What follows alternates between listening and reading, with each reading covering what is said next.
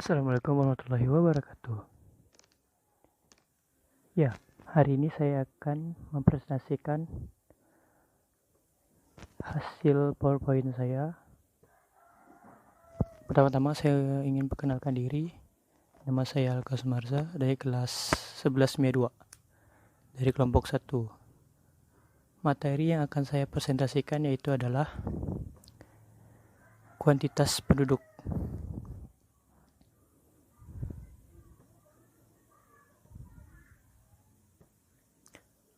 Berbicara tentang kuantitas penduduk, teman-teman tahu nggak apa itu kuantitas penduduk atau pernah dengar kuantitas penduduk itu apa? Jadi, kuantitas penduduk ialah kepadatan penduduk yang meliputi seluruh wilayah Indonesia yang meliputi jumlah, pertumbuhan, susunan, kepadatan, dan persebaran. Ya, kita lanjut slide yang kedua. Di sini ada faktor kuantitas penduduk. Yang pertama yaitu ada jumlah penduduk. Jumlah penduduk ini di Indonesia merupakan salah satu negara dengan jumlah penduduk yang terbesar, mencapai 200.3.450 juta penduduk berdasarkan sensus penduduk tahun 2000. Maka tidak heran jika Indonesia dianggap sebagai pasar yang menjanjikan bagi kalangan dunia usaha. Sebenarnya, jumlah penduduk yang besar merupakan salah satu modal dasar pembangunan. Akan tetapi, hal tersebut dapat terjadi jika sumber daya manusia yang ada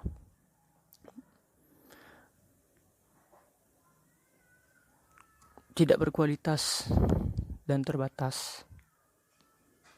Lanjut yang kedua, pertumbuhan penduduk.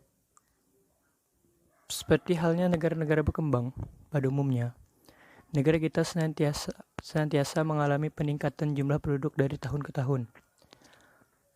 Hal ini berarti Indonesia mengalami laju pertumbuhan penduduk. Namun, jika diperhatikan, laju pertumbuhan penduduk Indonesia dari periode ke periode cenderung mengalami penurunan. Lanjut yang C.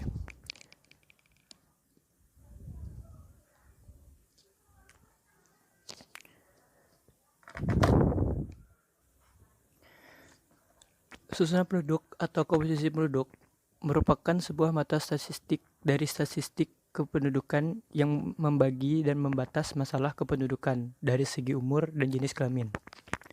Lanjut yang D, yaitu kepadatan dan persebaran penduduk.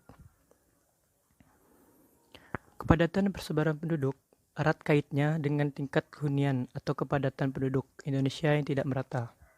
Sekitar 60% penduduknya tinggal di Pulau Jawa yang hanya memiliki luas kurang lebih 6,9% dari luas wilayah daratan Indonesia. Secara umum, tingkat kepadatan penduduk atau population density dapat diartikan sebagai perbandingan banyaknya jumlah. Oke, kita lanjut ke slide yang ketiga. Slide yang ketiga tentang pendataan analisis penduduk. Sumber data penduduk dapat diambil dari pertama yaitu sensus penduduk. Nah, sensus penduduk itu adalah proses untuk menyusun, mengumpulkan, dan juga menyebarluaskan data-data kependudukan, mulai dari aspek sosial, demografi, serta ekonominya. Dalam pelaksanaannya, sensus penduduk dibagi menjadi 3, yaitu berdasarkan jenis sensusnya, berdasarkan tempat tinggalnya, dan berdasarkan cara pengumpulan datanya. Lalu ada cara yang kedua, yaitu registrasi penduduk. Registrasi dilakukan dengan cara mencatat peristiwa-peristiwa penting dalam kependudukan. Peristiwa itu selain kelahiran, kematian, perkawinan, perceraian, pengangkatan anak, dan juga perpindahan penduduk. Dan ketiga, survei penduduk. Survei penduduk ini biasanya dilakukan untuk mendapatkan informasi yang berkaitan dengan permasalahan sosial ekonomi, psikologi, dan juga faktor lainnya yang dapat mempengaruhi aspek demografi secara umum. Misalnya kelahiran, kematian, juga migrasi. Oke, kita lanjut slide yang keempat, yaitu analisis data kependudukan. Analisis data kependudukan sangatlah dibutuhkan.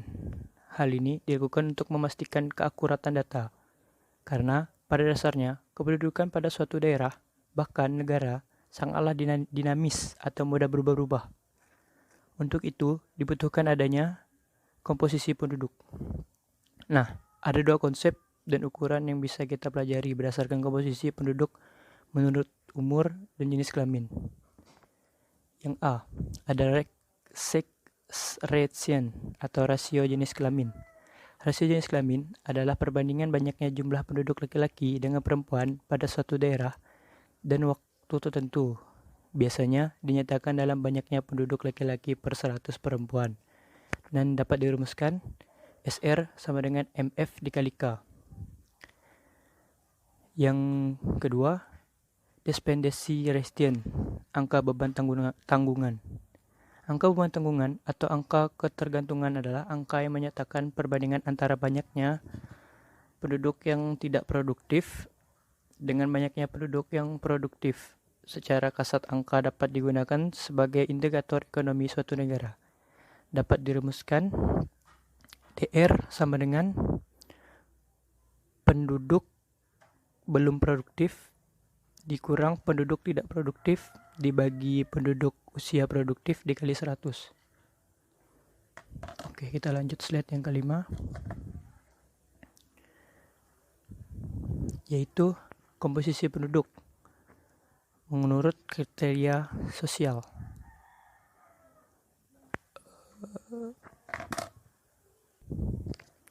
Komposisi penduduk adalah penyusunan atau pengelompokan penduduk berdasarkan kriteria tertentu.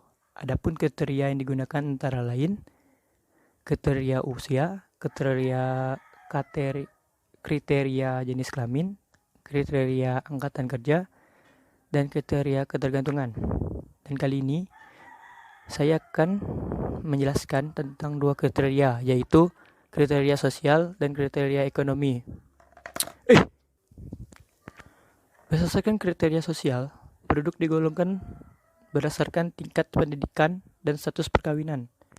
Komposisi penduduk menurut pendidikan berdasarkan tingkat atau jenjang pendidikan yang telah ditamatkan. Penduduk dapat dikelompokkan dalam tingkat SD, SLTP, SLTA, dan perguruan tinggi. Pengelompokan ini dapat digunakan untuk menentukan besarnya tingkat pendidikan penduduk. Lalu, komposisi penduduk kriteria ekonomi. Berdasarkan kriteria ekonomi, penduduk digolongkan berdasarkan jenis pekerjaan dan tingkat pendapatan. Komposisi penduduk menurut pekerjaan, penduduk dapat dikelompokkan berdasarkan pekerjaan yang dilakukan oleh tiap-tiap orang. Pekerjaan-pekerjaan tersebut antara lain pegawai negeri, sipil, TNI, Polri, buruh, pedagang, tani, pengusaha, dan supir. Itu sebagai contoh.